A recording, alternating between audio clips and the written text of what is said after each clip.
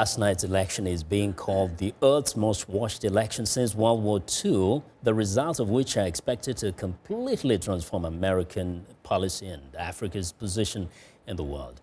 Now, VOA's Europe correspondent Luis Ramirez has our report. For Londoners, the shock news smacked of that morning back in June when they learned, despite poll predictions, Britain had voted to leave the European Union. A leap into the unknown is how leaders across the world and the markets see it. The dollar dipped in early trading, given Donald Trump's comments during the campaign that he will tear up trade agreements and offer no guarantees to members of NATO who do not pay their share. What they see now is one candidate who seems to stand for a completely different view of America's role in the world. And I mean completely different, who repudiates rather specifically the alliance framework, the NATO framework in particular, who has repudiated America's commitment to the liberal trade system that America created, the sort of open globalization America promoted, that seems to be in some ways more sympathetic to America's historic enemies like Russia than it is to Europe. China has reason to worry.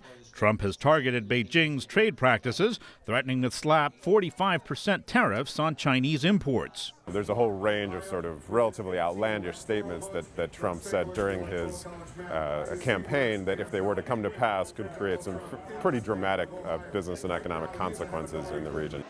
Trump won on an America First platform. For Africa, analysts say that means expectations are realistic and tempered.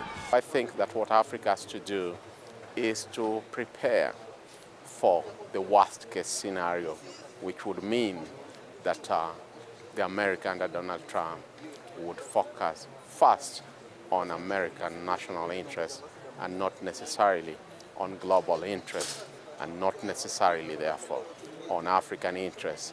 And if there was a time that Africa should start thinking of African solutions to African problems, the time is now. World leaders watched this election closely, and the big question now is, what role will the U.S. play in the world? Is the U.S. going to disengage from the world? And we've seen a fair amount of disengagement from the U.S. in the last few years.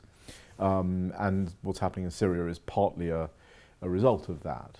Is the U.S. going to disengage, or is the U.S. going to re-engage with the world?